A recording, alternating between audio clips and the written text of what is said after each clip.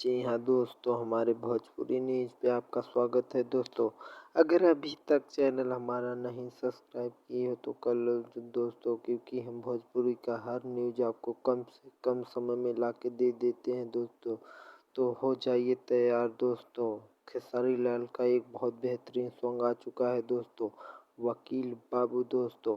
ये song son of the Indian picture song है दोस्तों। ये एक पिक्चर में का सॉन्ग है दोस्तों।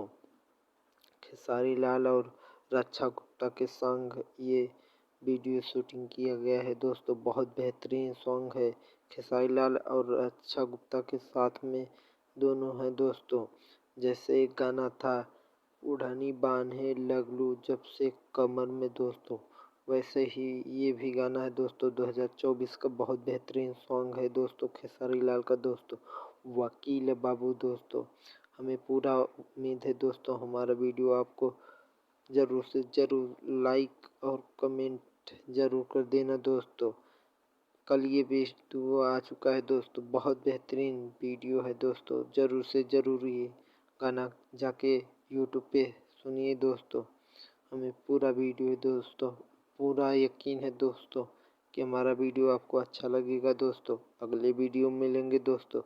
इसी के साथ आगे बढ़ेंगे दोस्तों। धन्यवाद दोस्तों, अगले वीडियो में मिलेंगे दोस्तों।